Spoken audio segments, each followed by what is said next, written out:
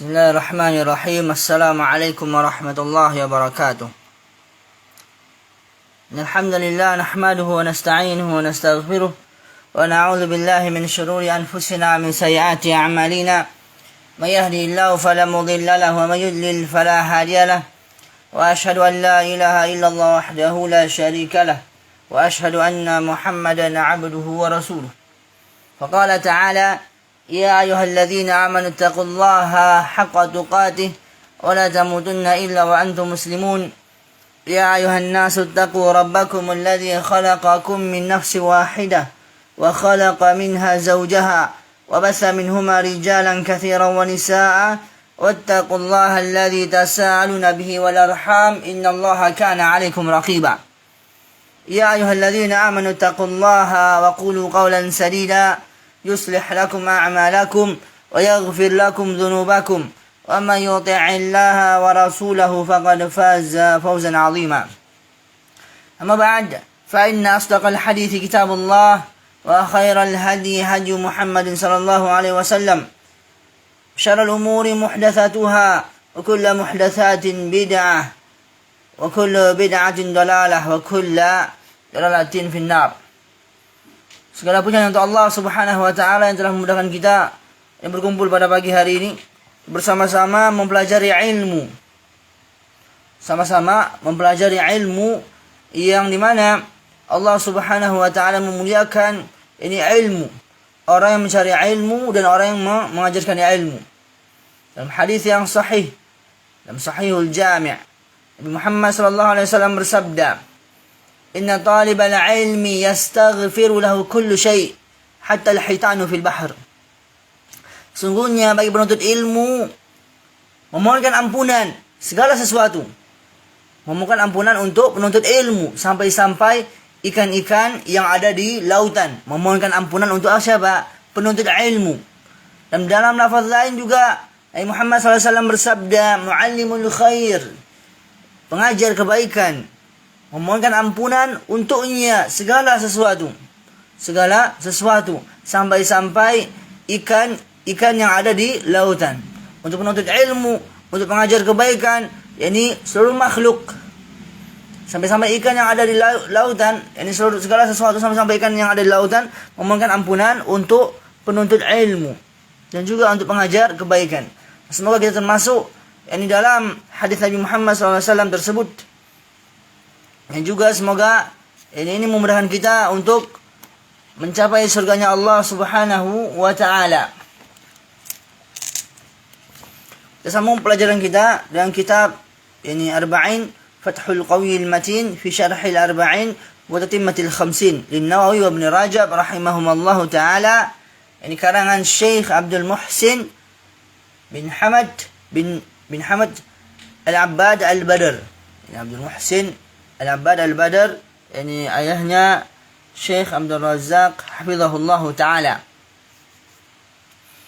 Terakhir kemarin kita membahas tentang yakni iman iman kepada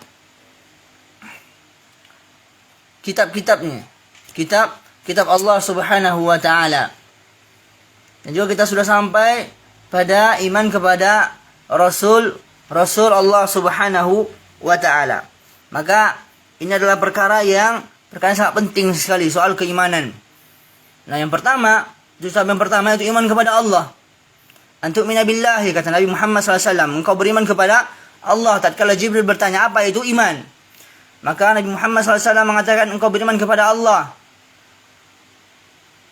Antu'mina billah wa malaikatih, dan malaikat-malaikatnya, wa kutubih, dan kitab-kitabnya.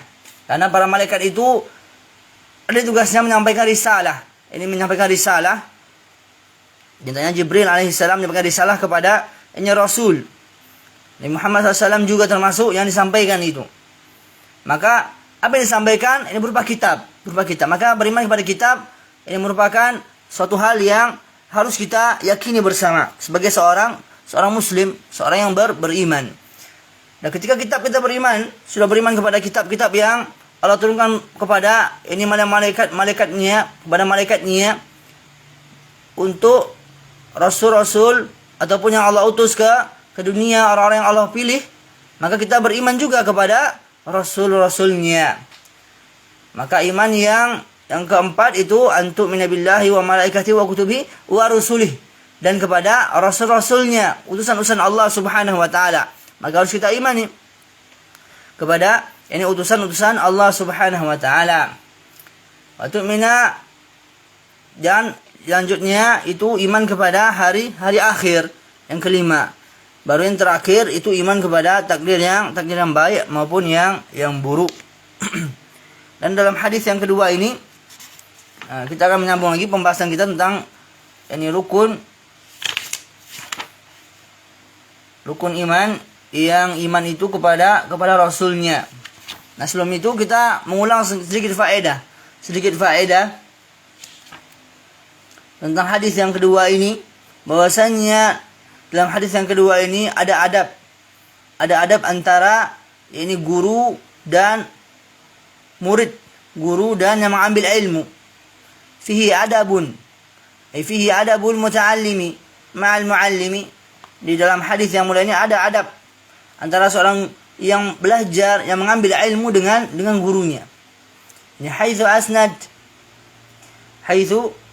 asnada Jibrilu rukbatayhi ila rukbatay an-nabi sallallahu alaihi wasallam. Tatkala Jibril menyandarkan kedua lututnya kepada kedua lututnya Nabi Muhammad SAW, dan meletakkan juga kedua tangan beliau Jibril di atas kedua tangan Nabi Muhammad sallallahu alaihi wasallam. Wa kadza yanbaghi lil muta'allim wa talibil ilmi ma'a muallimihi. Maka inilah yang selayaknya, pantas bagi seorang penuntut ilmu dan penuntut ilmu bersama gurunya, agar dia duduk di depan gurunya. Ayajlisa amamahu jilsatal mutawadhi'. Ini agar dia duduk di hadapan gurunya dengan duduk yang tawadhu. Wal muqirlah, dan duduknya itu tenang. Cuma kita udah bahas tentang perkara ini rukun Islam. Sekarang rukun iman. Sekarang rukun iman. Pembahasan ini sampai pada iman kepada rasul-rasulnya.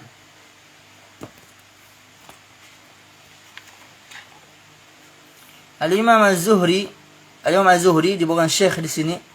Al-Imam Az-Zuhri berkata, dari Allah Subhanahu wa taala berasal risalah, kewajiban Rasulullah sallallahu alaihi wasallam untuk menyampaikan, dan kewajiban kita untuk menerima. Nah, itu dia. Menyampaikan Nabi Muhammad SAW, maka kita harus menerima apa yang beliau sampaikan berupa risalah. Berupa risalah yang Allah Subhanahu wa taala amanahkan kepada beliau untuk umat manusia, yaitu umat akhir zaman. Karena Muhammad SAW adalah nabi penutup. Tidak ada nabi setelah Muhammad SAW lagi. dan Nabi selain Muhammad sallallahu alaihi wasallam lagi. Disebutkan oleh Al-Imam Al-Bukhari dalam sahihnya pada kitab Tauhid bab firman Allah Subhanahu wa taala, "Ya ayyuhar rasul balligh ma unzila ilaika min rabbika wa in lam taf'al fama ballaghta risalatah." Hai Rasul, sampaikanlah apa yang diturunkan kepadamu dari Tuhanmu, dan jika tidak kamu kerjakan apa yang diperintahkan itu, berarti kamu tidak menyampaikan amanatnya. Ini seorang rasul.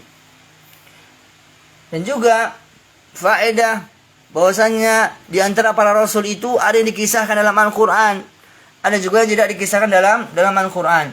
Wa rusulan qad qasasnahum 'alaika min qabl wa rusulan lam naqsushum 'alaik.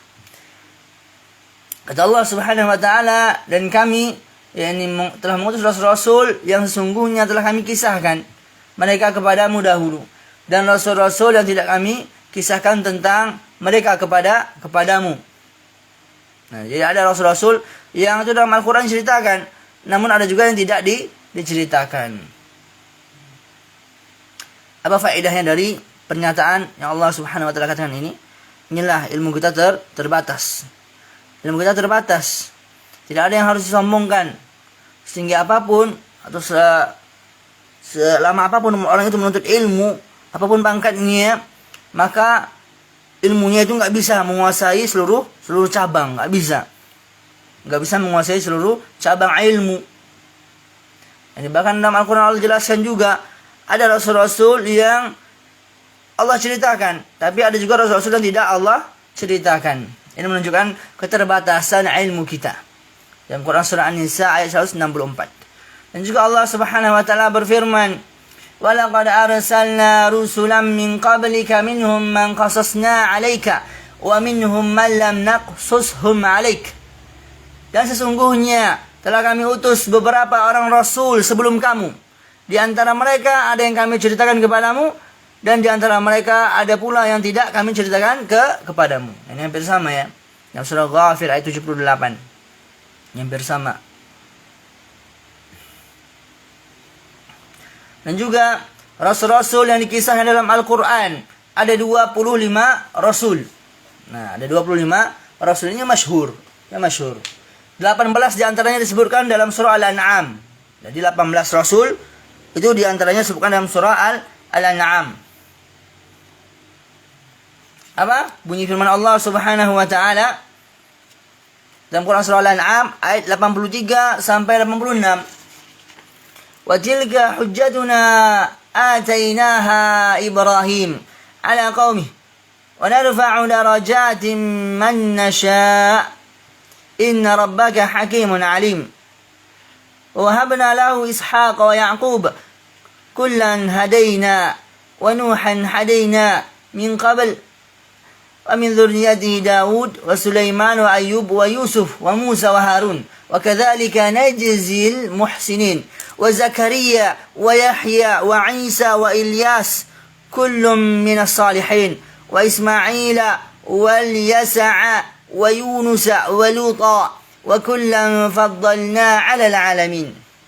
Apa kata Allah Azza wa Jalla, dan itulah hujjah kami yang kami berikan kepada Ibrahim untuk menghadapi kaumnya. Kami tinggikan siapa yang kami kehendaki beberapa derajat. Sesungguhnya Tuhanmu maha bijaksana, lagi maha mengetahui. Sungguhnya Tuhanmu, Rabbmu maha bijaksana, lagi maha mengetahui. Dan kami telah menganugerahkan Ishak dan Yakub kepadanya. Ini kepada keduanya masing-masing telah kami beri petunjuk, dan kepada Nuh, Nabi Nuh alaihissalam. Sebelum itu ini telah kami beri petunjuk, dan kepada sebahagian dari keturunannya, keturunan Nabi Nuh alaihissalam, yakni Daud, Sulaiman, Ayub, Yusuf, Musa, Harun, keturunan dari Nabi Nuh alaihissalam. Demikianlah juga kami beri balasan kepada orang-orang yang berbuat baik, dan Zakaria, Yahya, Isa, Ilyas, semuanya termasuk orang-orang saleh. Dan Ismail, Al-Yasa, dan juga Yunus, dan juga Yunus, dan juga Yunus, dan Lut, Nabi Lut alaihissalam. Dan kita tahu dalam Al-Quran Allah ceritakan bahwasannya istri Nabi Nuh dan Nabi Lut itu tidak ada di surga. Dalam Al-Quran diceritakan mereka itu masuk ke dalam api neraka. Kenapa? Karena mereka mengkhianati Nabi Nuh dan Nabi Lut alaihi wassalam. Itu. Lalu masing-masing kami lebihkan derajatnya di atas umat ini pada masanya. Nah itu dia.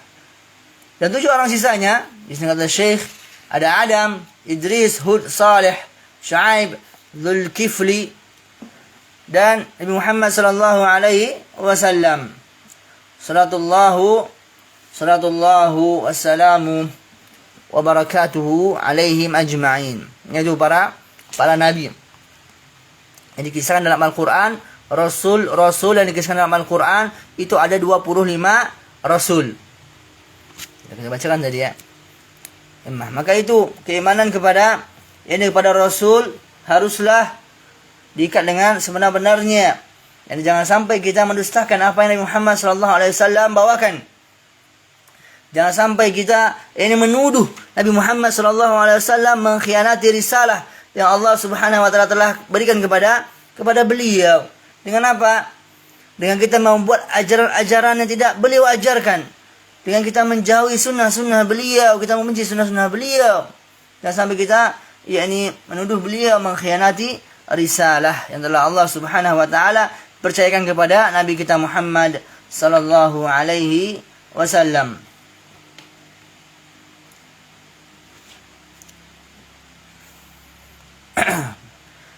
Yang kelima itu iman kepada hari akhir. Nah, iman kepada hari akhir. Apa itu? Ini membenarkan dan mengakui segala apa yang disebutkan dalam Al-Quran dan As-Sunnah tentang peristiwa setelah mati. Allah telah menjadikan kehidupan ini dua kampung tempat kita. Yang pertama di kampung dunia dan juga yang kedua di kampung akhirat. Maka di sini beruntunglah orang-orang yang telah Allah berikan kebahagiaan di dunia dan juga akan Allah berikan kebahagiaan di akhirat. Namun betapa meruginya orang-orang yang telah Allah berikan kebahagiaan di dunia, namun di akhirat dia sengsara. Sebaliknya juga, kalau di akhirat dia sengsara, di dunia dia sengsara, di akhirat dia juga sengsara, maka ini adalah sebuah ketidakbahagiaan ini bagi orang tersebut. Maka kita akan melewati dua kampung ini, kampung di dunia dan juga kampung di akhirat. Pembatas antara kedua kehidupan ini adalah kematian. Pembatas antara dua kehidupan ini adalah kematian. Tiupan sangkakala yang mematikan semua orang yang masih hidup di akhir zaman. Semua orang telah mati, telah tiba kiamatnya, berpindah dari kampung amal menuju kampung balasan. Kehidupan setelah mati ada dua. Ini kehidupan setelah mati. Dari kampung dunia, kampung ada dua, dunia dan akhirat. Nah ini kehidupan setelah mati ada dua. Kehidupan barzakh. Apa itu kehidupan barzakh? Setelah mati hingga hari kebangkitan. Itu kehidupan barzakh. Dan kehidupan setelah mati, kehidupan barzakh tidak ada yang mengetahui hakikatnya kecuali Allah Subhanahu wa taala. Kehidupan itu mengikuti kehidupan setelah mati. Sebab apa? Di kedua kehidupan ini diberikan balasan amal. Orang-orang yang berbahagia mendapatkan nikmat surga dalam kubur mereka, sedangkan orang-orang yang sengsara akan mendapatkan azab neraka di dalam kubur mereka, Dan termasuk juga keimanan kepada hari akhir adalah iman kepada hari pembangkitan, pengumpulan, syafaat, telaga, hisab, juga mizan, hisab perhitungan amal ya, mizan timbangan amal, sirat jembatan, adanya neraka, surga dan lainnya yang disebutkan dalam Al-Quran dan As-Sunnah yang sahih. Kita perhatikan baik-baik. Iman kepada hari akhir itu meliputi pembangkitan. Karena memang dalam hadis-hadis sahih baik dalam Al-Quran itu akan ada pembangkitan. Iman juga kepada pengumpulan. Manusia akan dikumpulkan nantinya. Syafaat. Akan ada Nabi Muhammad SAW memberikan syafaat kepada umatnya. Dan juga yang Allah berikan izin untuk memberi syafaat. Juga ada telaga Nabi Muhammad SAW, Al-Kautsar. hisab, perhitungan amal. Faman ya'mal mithqala dzarratin khairan yarah wa man ya'mal mithqala dzarratin syarran yarah. Maka barang siapa yang beramal dengan seberat biji zarrah, faman ya'mal mithqala, maka barang siapa yang berbuat amal dengan seberat biji zarrah berupa kebaikan, maka Allah akan membalas itu nantinya. Begitu pula barang siapa yang berbuat amal sebesar zarrah, maka amal itu berupa kejahatan, itu akan juga dibalas nantinya. Faman ya'mal mithqala dzarratin khairan yarah wa man ya'mal mithqala dzarratin syarran yarah.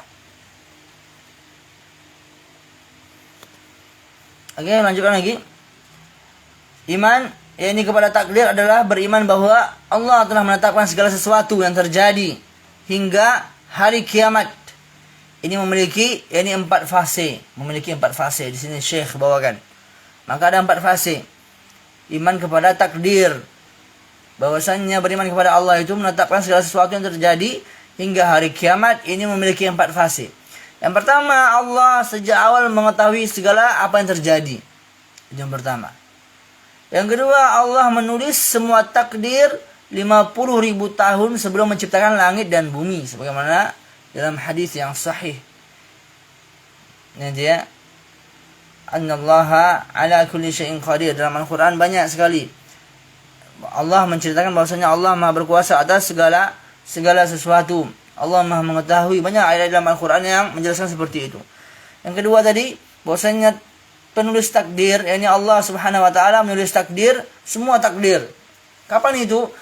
50.000 tahun sebelum menciptakan langit dan bumi. Dan Allah berkehendak atas semua yang ditakdirkan. Ini Allah Subhanahu wa taala berkehendak atas semua yang Allah takdirkan. Yang keempat, Allah menciptakan dan mengadakan semua yang ditakdirkannya.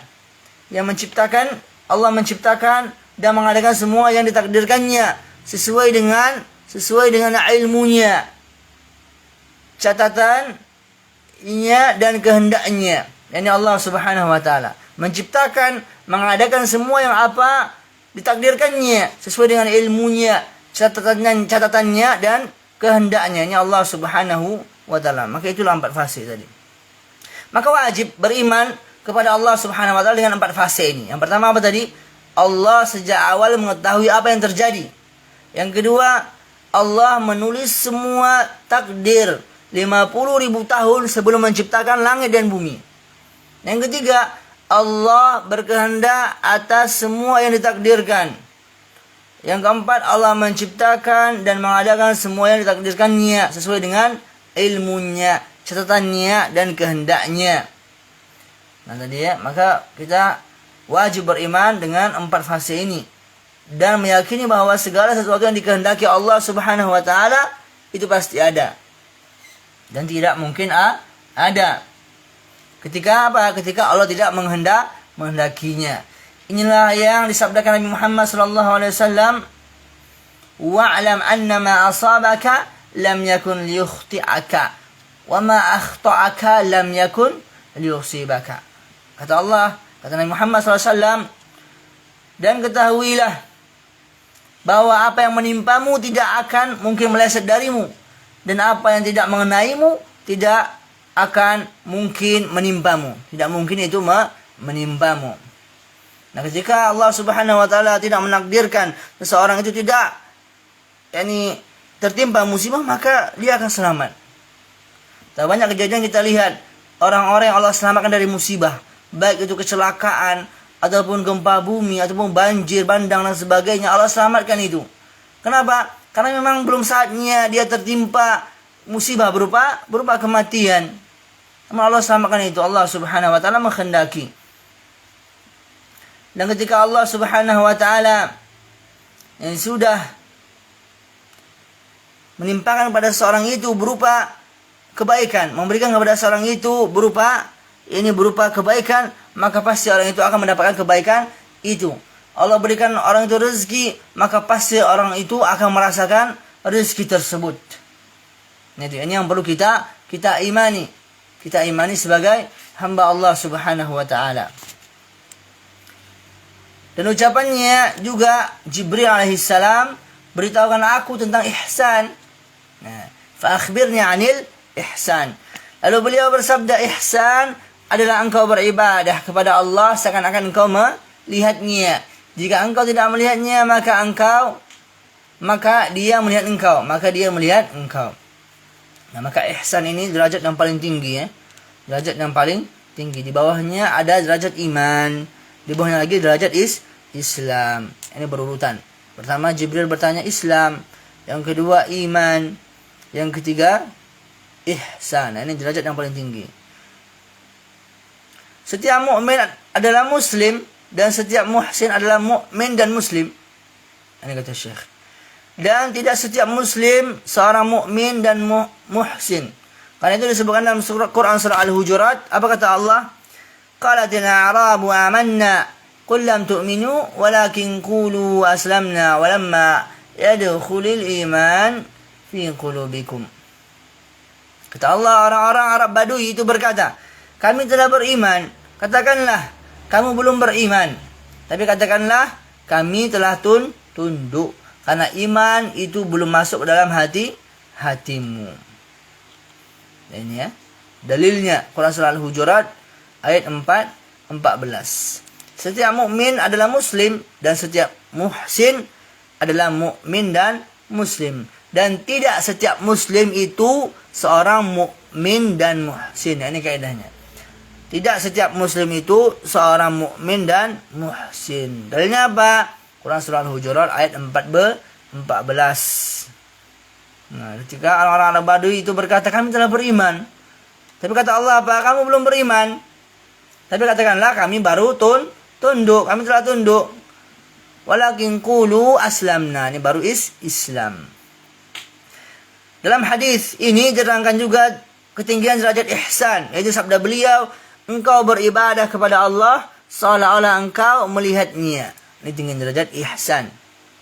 Di mana kekhusyuan ini dibutuhkan sekali. Dan derajat ihsan ini. Artinya engkau beribadah kepadanya seolah-olah engkau berdiri di hadapannya, melihatnya. Barang siapa yang seperti ini keadaannya, maka sesungguhnya dia telah melaksanakan ibadah dengan sempurna. Jika tidak demikian, maka dia harus meresapi dan menyadari bahwa Allah Subhanahu wa ta'ala melihatnya. Dan tidak ada sesuatu pun yang tersembunyi darinya. Sehingga dia berhati-hati jangan sampai Allah melihatnya melakukan apa yang telah dilarang Allah Subhanahu wa ta'ala. Karenanya dia beramal agar dilihatnya sesuai dengan perintahnya, perintah Allah Subhanahu wa ta'ala. Dan ucapannya juga, ucapan Jibril alaihissalam, beritahukan aku tentang hari kiamat.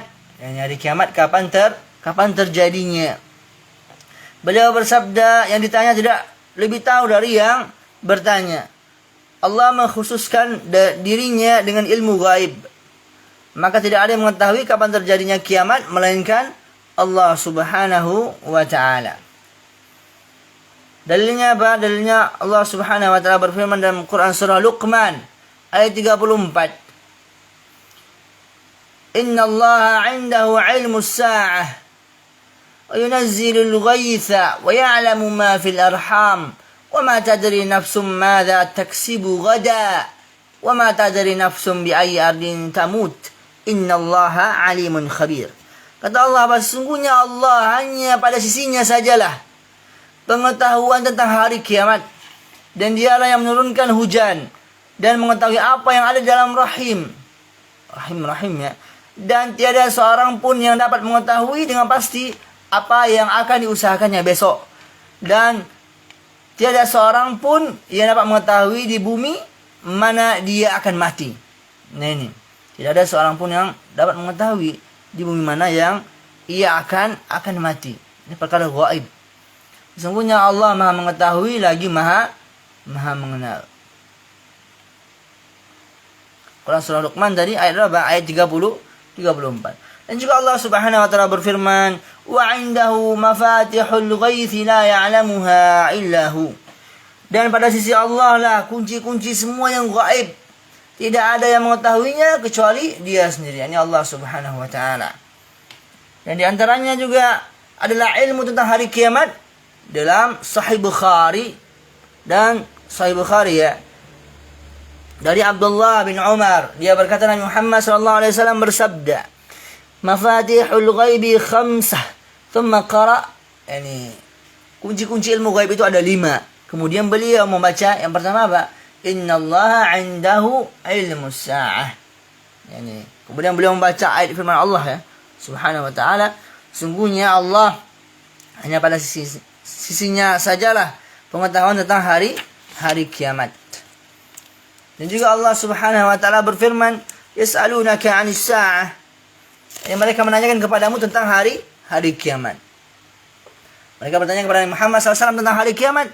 Kapankah terjadinya? Ayyana mursaha. Kapankah terjadinya? Maka katakanlah, kata Allah Subhanahu wa taala, sesungguhnya pengetahuan tentang kiamat itu adalah pada sisi Tuhanku. Kata Allah, qul, katakanlah, innama ilmuha 'inda rabbi. Sungguhnya pengetahuan tentang kiamat itu ada pada sisi Tuhanku. Tidak seorang pun yang dapat menjelaskan waktu kedatangannya selain Dia, selain Allah Subhanahu wa taala. Kiamat itu amat berat, yang di langit dan di bumi. Ini untuk huru-haranya bagi makhluk yang ada di langit dan di bumi. Kiamat itu tidak akan datang kepadamu melainkan tiba-tiba. Ini kata Allah Subhanahu wa taala. La ta'tikum illa baghtah. Baghtah, tiba-tiba. Jadi kiamat itu tidak datang nanti kecuali tiba-tiba. Mereka bertanya kepadamu seakan-akan kamu benar-benar mengetahuinya. Nah, maka mereka bertanya lagi kepada Muhammad SAW, yas'alunaka ka'annaka hafiyun 'alaiha. Ini seakan-akan kamu benar-benar mengetahuinya. Katakanlah lagi, kata Allah Subhanahu wa taala, qul innama 'ilmuha 'indallah walakin aktsaran nasi la ya'lamun. Katakanlah, sesungguhnya pengetahuan tentang hari kiamat itu adalah di sisi Allah, tetapi kebanyakan manusia tidak mengetahuinya. Kebanyakan manusia tidak mengetahuinya. Dalam sebuah hadis juga disebutkan bahwa hari kiamat akan terjadi pada hari Jumat. Dalam hadis yang sahih, bahwasanya kiamat itu akan terjadi pada hari Jumat.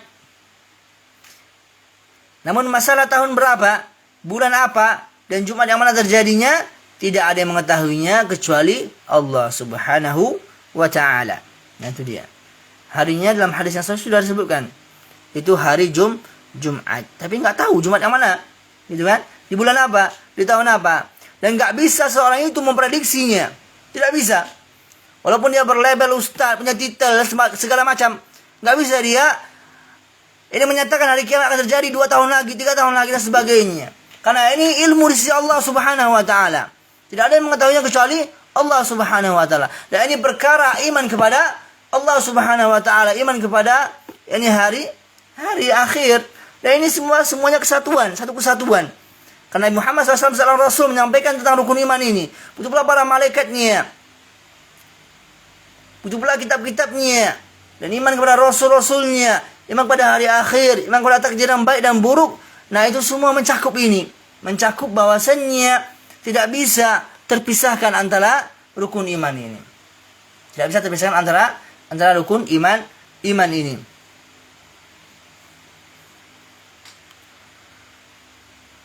Dalam Sunan Abi Daud tadi kita bawakan dalilnya yang sahih bahwasanya kiamat itu akan terjadi pada hari Jumat.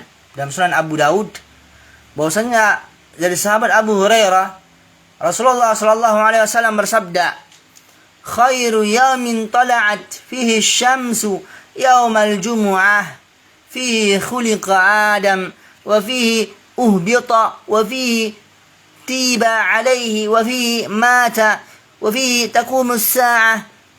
وما من دابة إلا وهي مسيخة يوم الجمعة من حين تصبح حتى تطلع الشمس شفقا من الساعة إلا الجن والإنس.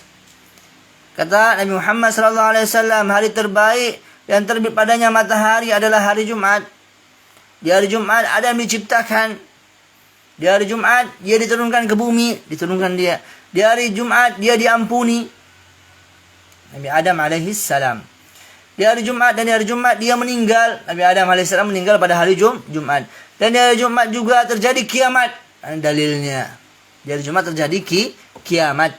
Tidak ada satu makhluk melata pun melainkan berubah bentuk pada hari Jumat, dari waktu subuh hingga terbit matahari, karena takut terjadi kiamat. Kecuali jin dan manusia. Kecuali jin dan manusia. Itu ya. Hadis ini sahih. Para perawinya adalah para perawi kutubus sittah. Ada kutubus sittah, ada kutubus tis'ah.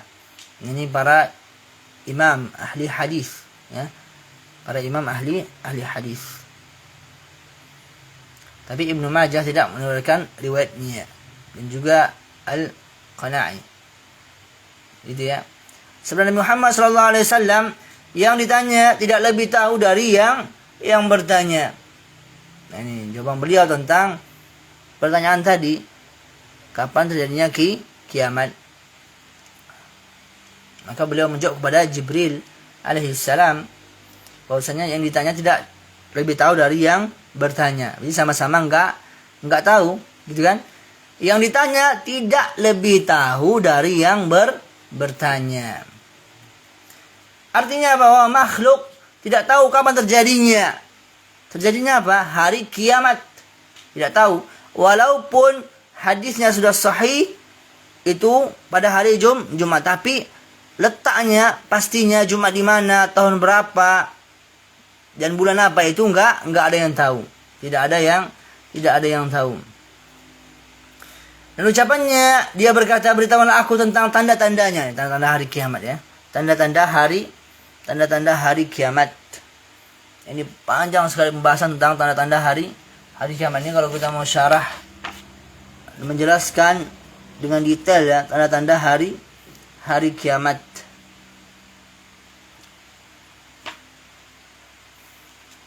Sedikit tambahan faedah. Ini dari ihsan tadi. Ihsan ini bahwasannya ihsan, berbuat baik itu terbagi menjadi dua. Seingat saya sudah pernah dibahas pada pertemuan yang lalu, ya, tapi sekedarnya saja. Wa alam anna al-ihsan, anna al-ihsana yanqasimu ila qismaini. Ihsan fi ibadatillah wa ihsan fi muamalah ini fi muamalati ibadillah. Jadi ihsan itu ada dua. Yang pertama ihsan kepada ibadah terhadap Allah Subhanahu wa taala. Yang kedua ihsan ini terhadap muamalah sesama hamba-hamba Allah Subhanahu wa taala. Wal madhkuru fil hadits huwa al-awwal, dan yang disebutkan dalam hadis tadi, ihsan dalam hadis itu yang dimasukkan yang pertama. Yani ihsan dalam beribadah kepada Allah Subhanahu wa taala. Wa huwa yani an ta'budallaha ka'annaka tarah. Tadi sudah kita jelaskan, ya, bahwasanya itu adalah engkau menyembah kepada Allah seakan-akan engkau melihat Allah Subhanahu wa taala. Fa illam takun tarah fa innahu yarak. Maka jika engkau tidak bisa melihat Allah Subhanahu wa taala, maka sungguhnya Allah Subhanahu wa taala dia melihat engkau.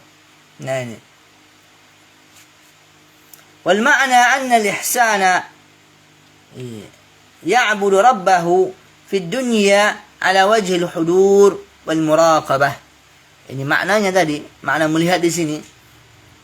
Kata para ulama, bahwasanya manusia itu beribadah kepada Rabb-nya di dunia dengan menghadirkan hati dan merasa diawasi. Nanti dia menghadirkan hati untuk beribadah kepada Allah Subhanahu wa taala dan juga merasa diawasi. Ka'annahu yarahu biqalbihi yanzuru ilaih fi hali ibadatihi. yakni seakan-akan dia itu melihatnya dengan hatinya dan dia melihatnya kepadanya dalam peribadahan kepada Allah Subhanahu wa taala. Wa hadha yaqtadi an-nush. Maka ini mengharuskan, mengkonsekuensikan adanya memurnikan ibadah. An-nush fil ibadah. Dan juga ini mengharuskan juga membuat dia untuk bersemangat mengerahkan yakni semangatnya dalam memperbaiki ibadah kepada Allah Subhanahu wa taala dan menyempurnakannya, ini untuk beribadah kepada Allah Subhanahu wa taala. Adapun yang pembagian kedua tentang ihsan tadi, ihsan itu ada yang ihsan dalam muamalah sesama hamba-hamba Allah Subhanahu wa taala. Jadi di antara dalilnya kata Allah Subhanahu wa taala, wa ahsinu innallaha yuhibbul muhsinin. Dan berbuat baiklah kalian, sungguhnya Allah mencintai orang-orang yang berbuat baik. Dan juga kata Allah Subhanahu wa taala, innallaha ma'al ladzina taqaw walladzina hum muhsinun. Kata Allah Subhanahu wa taala, sungguhnya Allah bersama orang-orang yang bertakwa dan orang-orang yang mereka itu berbuat baik. Kata Allah Subhanahu wa taala, walladzina jahadu fina lanahdiyannahum subulana wa innallaha lama'al muhsinin. Ini untuk orang-orang yang mencari hidayah. Kata Allah, walladzina jahadu fina, orang-orang yang bersungguh-sungguh di jalan kami. Walladzina jahadu fina lanahdiyannahum subulana, akan benar-benar kami tunjukkan jalan-jalan kami. Ini bagi orang-orang yang benar-benar berjuang mencari jalan-jalan Allah Subhanahu wa taala. Lanahdiyannahum subulana, benar-benar akan kami tunjukkan jalan-jalan kami. Wa innallaha lama'al muhsinin. Sungguhnya Allah itu bersama orang-orang yang berbuat baik. Itu. Kita lanjutkan lagi. Tadi sampai tanda-tanda kiamat. Tanda-tanda kiamat. Ini ucapannya, dia berkata, beritakanlah aku tentang tanda-tandanya, tanda-tanda kiamat. Ini panjang pembahasannya. Panjang sekali pembahasannya.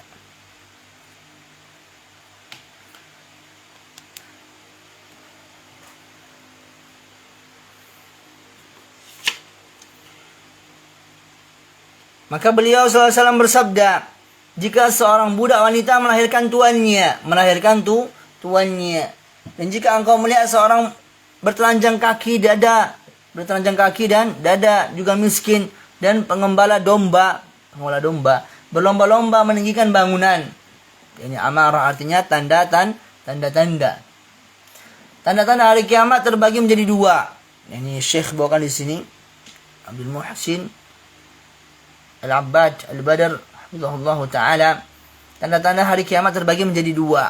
Yang pertama, tanda-tanda kedekatan waktunya. Tanda-tanda kedekatan waktunya. Seperti terbitnya matahari dari tempat terbenamnya. Keluarnya Dajjal, ini juga termasuk tanda-tanda hari kiamat. Keluarnya Ya'juj dan Ma'juj. Turunnya Nabi Isa bin Maryam alaihissalam. Yang termasuk tanda-tanda hari kiamat. Dan dimana Nabi Isa nanti akan membunuh Dajjal. Itu nanya Nabi Isa alaihissalam dari atas langit. Dan lain-lainnya. Banyak tanda-tanda hari kiamat. Dan tanda-tanda yang kedua, tanda-tanda sebelum itu diantaranya tanda-tanda yang disebutkan pada hadis ini. Jadi tanda-tanda itu ada dua. Tanda-tanda yang benar-benar dekat dia. Benar-benar dekat. Kedekatan waktunya. Yang kedua, tanda-tanda yang sebelum waktu itu dekat. Nah, maka dalam hadis Jibril ini, hadis kedua yang kita bahas ini dalam kitab Arba'in, ini tanda-tanda sebelum tanda-tanda besar nantinya. Hari kiamat akan terjadi. Ini makna sabda beliau, jika seorang budak wanita melahirkan tuannya. Ditafsirkan bahwa ini merupakan isyarat akan banyaknya terjadi penaklukan dan akan banyaknya tawanan. Ini peperangan ya, akan banyak terjadinya penaklukan dan akan banyaknya tawanan nantinya. Ini isyarat bahwanya seorang budak wanita melahirkan tuannya. Di antara tafsirnya ya, dijelaskan oleh para ulama. Di antara wanita tawanan ada yang digauli oleh tuannya dan melahirkan seorang anak laki-laki untuknya, sehingga wanita tersebut menjadi ummu walad, istilah bagi seorang budak wanita yang melahirkan anak dari hasil hubungan dengan tuannya. Dan anaknya berkedudukan sama dengan tuannya. Ditafsirkan juga bahwa akan terjadi perubahan keadaan dan perbuatan durhaka dari anak-anak terhadap ayah dan ibu mereka, hingga anak-anak seolah-olah menjadi tuan bagi ayah dan ibu mereka. Ini di antara tafsirnya. Dan juga makna sabda beliau Nabi Muhammad SAW, dan jika engkau melihat seorang bertelanjang kaki dan dada, miskin dan pengembala domba. Miskin dan pengembala domba, kemudian berlomba-lomba meninggikan bangunan, ya. Berlomba-lomba meninggikan bangunan. Bahwa orang-orang fakir yang mengembala kambing dan tidak memiliki pakaian, keadaan mereka itu berubah. Mereka berpindah menuju penduduk kota.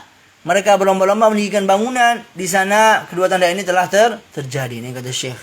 Telah terjadi kedua tanda ini.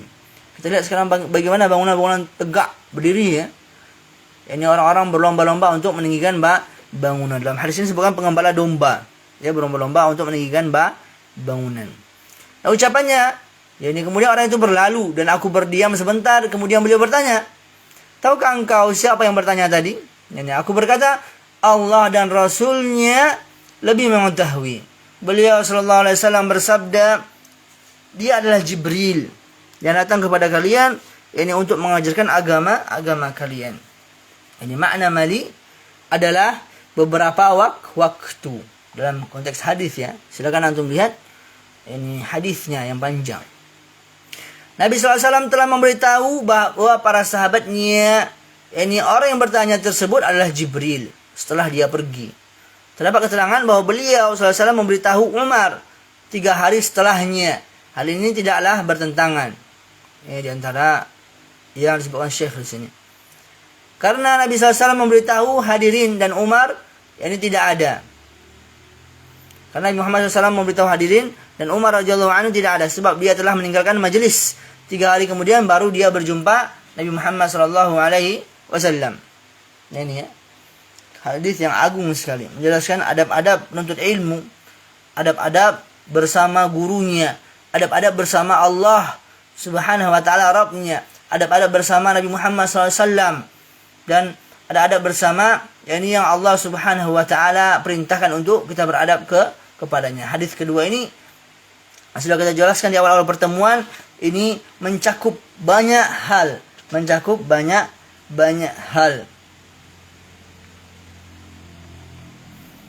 Bahkan sebagian ulama mengatakan hadzal hadis haditsun azim. Ini adalah hadis yang agung. Ishtamala ala syarhid din kullih. Ini mencakup dalam hadis ini penjelasan agama hampir semuanya. Walihada qala Nabi sallallahu alaihi wasallam, itulah perkataan Nabi Muhammad SAW tadi, fa innahu Jibrilu atakum yu'allimukum dinakum. Ini bahwasannya laki-laki tersebut adalah Jibril. Dia datang untuk mengajarkan kalian tentang agama kalian. Itu. Maka kita akan khulasah, kita akan membuat rangkuman tentang kandungan dalam hadis yang mulia ini. Kata Syekh di sini, ini kebiasaan Syekh dalam mensyarah hadis, beliau di akhirnya membuat khulasah, membuat ringkasan. Ini rangkuman tentang ini kandungan hadis yang di syarah beliau tadi. Yang pertama kata Syekh, seorang penanya selain bertanya untuk belajar, dia juga kadang bertanya untuk memberikan ilmu. Ini boleh. Seorang yang mengetahui suatu ilmu bertanya agar para hadirin mendengar jawabannya. Maka ini boleh jika jelas di situ manfaatnya.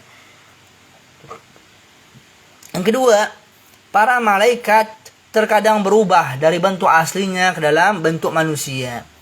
Namun ini bukanlah dalil bolehnya sandiwara atau drama. Nah, ini. Dan sampai orang-orang yang tidak paham menjadikan ini dalil untuk bersandiwara, untuk drama. Nah, yang mana itu banyak dilakukan di zaman sekarang ini. Yang kata Syekh tadi, namun ini bukanlah dalil bolehnya sandiwara atau drama yang banyak dilakukan di zaman ini. Sebab apa? Sebab sandiwara atau drama adalah salah satu bentuk dusta, kata Syekh. Adapun apa yang terjadi pada Jibril itu merupakan atas izin dan kuasa Allah Subhanahu wa ta'ala. Ini kebanyakan drama ataupun sandiwara itu banyak bentuk dustanya. Apalagi di situ banyak kemaksiatannya. 3, penjelasan tentang adab seorang murid bersama gurunya dalam hadis yang mulia ini. Yang keempat, ketika Islam disebut bergandengan dengan iman, maka Islam ditafsirkan dengan perkara-perkara zahir yang sudah kita jelaskan, ya. Dan iman ditafsirkan dengan perkara-perkara batin. Sudah kita jelaskan. Yang kelima, memulai dengan yang terpenting. Sabda beliau SAW, memulai tafsir Islam dengan syahadatain. Ini terpenting sekali. Dan tafsir iman dengan iman kepada Allah Subhanahu wa ta'ala. Yang keenam, rukun Islam ada 5 dan pokok iman ada 6. Yang ketujuh, di antara faedahnya, mengimani keenam pokok iman termasuk iman kepada ghaib. Yang kedelapan, penjelasan perbedaan tingkatan Islam, iman dan ihsan. Penjelasan perbedaan tingkatan Islam, iman dan ihsan. Sudah dijelaskan tadi ya, bagaimana perbedaan tingkatannya masing-masing. Dan yang ketujuh, perlu untuk digarisbawahi, mengimani keenam pokok iman termasuk iman kepada ghaib.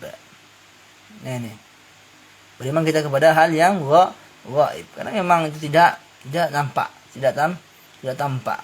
Bagi orang-orang yang sudah jauh ya dari Nabi Muhammad sallallahu alaihi wasallam. Yang kesembilan, penjelasan ketinggian derajat iman. Nah, penjelasan ketinggian derajat iman. Yang ke-10 faedahnya kata Syekh di sini, ilmu tentang hari kiamat merupakan salah satu perkara yang dikhususkan oleh Allah untuk dirinya, untuk diri Allah subhanahu wa ta'ala. Itu. Ilmu tentang hari kiamat merupakan salah satu perkara yang dikhususkan oleh Allah untuk dirinya. Dan kita tahu, yang sering kita ulang-ulang, kata Allah subhanahu wa ta'ala, wa ma utitum minal ilmi illa qalila. Dan tidaklah kalian itu diberikan ilmu kecuali sedikit. Nah itu. Dan tidak ada seorang alim pun yang kita jumpai itu bisa menguasai seluruh cabang ilmu, enggak bisa. Pasti ada yang luput darinya. Pasti ada kurangnya. Gitu kan? Pasti ada kurangnya, ada luput darinya. Maka dia tidak bisa menguasai seluruh cabang fikih. Seluruh cabang tentang yakni pembahasan muamalah, tentang pembahasan yang sifatnya itu bercabang-cabang. Maka itu sulit. Atau mungkin tidak bisa dikuasai oleh manusia secara keseluruhan.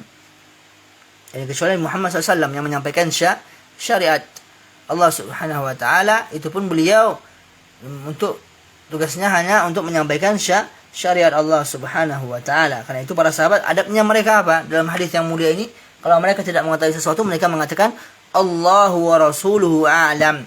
Allah dan Rasulnya lebih mengetahui. Ini adab yang harus kita contoh. Penting sekali. Kalau kita tidak mengetahui sesuatu, kita kembalikan kepada Allah dan Rasulnya. Jangan kita kembalikan kepada orang-orang yang jauh dari Allah dan Rasulnya, atau orang-orang yang mengkultuskan dirinya. Nah, seakan-akan dirinya tidak pernah salah, seakan-akan dirinya itulah yang mengetahui seluruh cabang ilmu. Tidak ada ketawaduan padanya. Maka ini berbahaya sekali. Berbahaya sekali.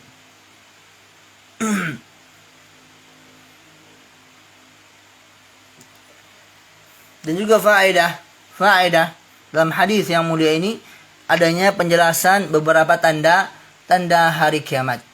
Nah ini ya, tanda-tanda hari kiamat tadi sudah kita jelaskan. Ada yang sifatnya itu dekat pada hari kiamat. Ada juga yang sifatnya itu sebelum kedekatan itu pada hari kiamat. Nah itu. Jadi insyaallah pada pertemuan minggu depan, jika memang berikan waktu untuk membahas tentang tanda-tanda kiamat secara detail, akan kita bahas. Dan kalau memang tidak ada atau waktu yang tidak memungkinkan, kita lihat minggu depan nanti apakah langsung kita masuk hadis ketiga atau kita tambah lagi penjelasan tentang hadis yang kedua ini. Dan yang ke-12 kata Syekh di sini, seseorang yang tidak tahu mengucapkan Allahu a'lam. Seseorang yang tidak mengetahui mengucapkan apa? Allahu a'lam. Allah lebih mengetahui. Dan bahkan sebagian ulama mengatakan apa? Jadi perkataan Allahu a'lam itu nisful ilm, adalah sebagian dari ilmu. Bagaimana tidak? Kita kembalikan apa yang kita tidak ketahui tadi kepada Allah. Bahwasanya Allah lah yang maha mengetahui segala sesuatu. Dan juga di antara faedah hadis ini, anna man sa'ala amma yahtajahu, ay amma يحتاجه الناس فإنه يكون معلما لهم لقول صلى الله عليه وسلم لما جاب السائل فإنه جبريل أتاكم يعلمكم دينكم. Ya, bahwasanya siapa yang bertanya tentang sesuatu yang dia itu butuhkan, atau manusia butuhkan, maka sungguhnya dia itu adalah mualliman, pengajar untuk mereka. Yang pertama tadi sebenarnya itu pengajar. Dari apa? Dari perkataan Nabi Muhammad SAW, fa'innahu Jibrilu atakum yu'allimukum dinakum. Atakum yu'allimukum dinakum. Sungguhnya dia itu Jibril, dia itu datang untuk mengajarkan kalian ini perkara agama kalian. Banyak sekali faedah dari perkataan Nabi Muhammad SAW. Itu Nabi Muhammad SAW termasuk yang diberikan jawami'ul kalim oleh Allah Subhanahu wa taala. Ini perkataan yang ringkas, padat dan jelas, bermakna. Perkataan itu sangat bermakna sekali. Itu Nabi Muhammad SAW, ini Allah Subhanahu wa taala memuliakan beliau Nabi Muhammad sallallahu alaihi wasallam.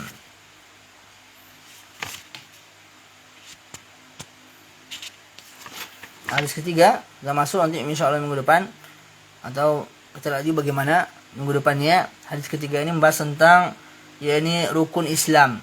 Nah, ini kata Syekh pada hadis yang kedua, nanti penjelasan tentang rukun Islam itu akan dijelaskan pada hadis yang ketiga. Karena hadis ketiga ini memang menjelaskan tentang rukun Islam.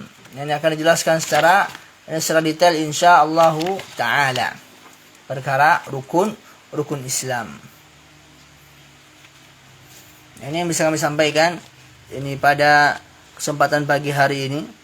Semoga apa yang kami sampaikan ini bisa bermanfaat untuk diri kami sendiri dan para pendengar yang mendengarkan. Insyaallah juga akan nanti di-share ya di YouTube. Semoga ini menjadi amal jariah ini untuk kami setelah kami tiada di dunia ini. Hanya kepada Allah lah kita akan kembali. Nah, sebelum kami tutup, ini ada sedikit faedah yang kami sampaikan tentang penjelasan iman. Ya, beriman kepada Allah Subhanahu wa taala. Rukun iman yang 6 tadi itu perkara-perkara yang amatlah penting. Penting. Nah, jangan sampai perkara-perkara yang penting itu tercampur dengan kesyirikan. Kalau sampai ini peribadahan kita kepada Allah Subhanahu wa taala tercampur dengan kesyirikan, berbuat syirik, maka terhapuslah amal itu. Terhapuslah amal-amal yang sudah kita lakukan. Nah, jangan sampai kita mempercayai ini dukun-dukun. Kita datangi dukun-dukun untuk bertanya tentang perkara yang gaib. Sudah kita jelaskan tadi bahwasanya perkara gaib hanya Allah Subhanahu wa taala sajalah yang mengetahuinya, dan dalil yang sudah dipaparkan. Dan jangan sampai juga ibadah yang kita lakukan kita persembahkan kepada Allah Subhanahu wa taala, apapun ibadahnya. Nabi Muhammad SAW syariatkan jangan sampai ibadah itu tercampur dengan riya. Ini ingin dipuji oleh makhluk. Agar dikatakan seorang ahli ibadah atau seorang yang dia itu punya kedudukan di tengah-tengah masyarakat. Na'udzubillah min dzalik. Semoga Allah Subhanahu wa taala melindungi kita dari segala sesuatu yang buruk. Segala sesuatu yang buruk, baik itu yang ada dari diri kita dan dari makhluk yang lainnya. Dan semoga Allah Subhanahu wa taala juga mengampuni dosa-dosa ini kita semuanya, baik yang nampak maupun yang tidak tampak. Hanya kepada Allah lah kita meminta pertolongan. Dan ingatlah bahwasanya Nabi Muhammad SAW bersabda dalam hadis yang sahih riwayat Imam Bukhari dan Muslim, setiap orang itu dimudahkan amalnya, baik dalam perkara yang baik maupun perkara yang buruk. Kata Nabi Muhammad SAW dalam hadis sahih Bukhari Muslim, i'malu fa kullun muyassarun lima khuliqa lah. Ini beramallah kalian, karena sesungguhnya setiap orang itu dimudahkan dengan apa tujuan dia diciptakan, apa tujuan penciptaannya. Amma ahlus sa'adah, maka adapun orang yang itu merupakan orang-orang yang gembira, ahlus sa'adah, fayassaruna li'amali ahli sa'adah, maka dia akan dimudahkan, maka mereka akan dimudahkan untuk beramal, ini amalannya orang-orang yang gembira, orang yang beruntung nantinya. Wa amma ahlus syaqawah, adapun orang-orang yang nantinya tidak bahagia, yang binasa, maka mereka akan dimudahkan, fayuyassaruna li'amali ahli syaqawah. Mereka akan dimudahkan untuk beramal amalnya orang-orang yang binasa, orang-orang yang tidak gembira. Nah itulah. Maka dari sini kita mendapat pilihan, di manakah kita? Apakah yang akan kita pilih dalam amal kita, dalam keseharian kita untuk mendekatkan diri kepada Allah Subhanahu wa taala. Dan di antara nasihat juga Syekh, ini murid Syekh Al-Utsaimin hafizahullah taala. Murid Syekh Al-Utsaimin hafizahullah taala. Ini Syekh Bandar, Syekh Bundar, itu nasihat beliau yang disampaikan dalam syarah beliau juga dalam hadis Syekh Bandar atau Syekh Bundar bin Nafi', bahwasanya wa hina idzin idza ra'ait ya akhi min nafsika iqbalan ala ta'at wa hirsan على العبادات فاعلم أن الله أراد بك خيرا وإذا رأيت خلاف ذلك فتدارك نفسك. Dan ketika itu juga engkau melihat, wahai saudaraku, dari dirimu itu bisa menerima ketaatan kepada Allah Subhanahu wa taala, wa hirsan, dan semangat atas peribadahan kepada Allah Subhanahu wa taala, atas peribadahan kepada Allah Subhanahu wa ta'ala. Fa'lam anna Allah arada bika khairan. Maka kata Syekh di sini, maka ketahuilah bahwasanya Allah Subhanahu wa ta'ala menginginkan kebaikan kepadamu. Wa idza ra'aita khilafa dzalik, dan apabila engkau melihat hal yang sebaliknya dari itu, bahwasanya engkau tidak bisa menerima ketaatan kepada Allah Subhanahu wa ta'ala, tidak bisa bersemangat dalam beribadah kepada Allah Subhanahu wa taala, alias menjauhi peribadahan kepada Allah Subhanahu wa taala. Fatadarak nafsak. Maka kata Syekh di sini, koreksilah dirimu. Maka nasihat yang sangat membekas sekali untuk kita. Semoga Allah Subhanahu wa taala ini menjadikan kita orang-orang yang bisa menghisap diri, mengoreksi diri kita.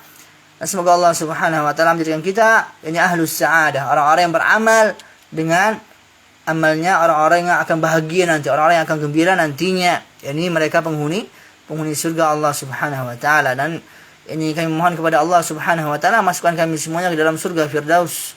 Kami mohon kepada Allah Subhanahu wa taala untuk memasukkan kami semuanya ke dalam surga Firdaus. Kami mohon kepada Allah Subhanahu wa taala untuk memasukkan kami semuanya ke dalam surga Firdaus. Allahu a'lam bishawab. Subhanakallahumma hamdika, subhanakallahumma bihamdika, asyhadu an la ilaha illa anta, astaghfiruka wa atubu ilaik. Assalamu alaikum warahmatullahi wabarakatuh.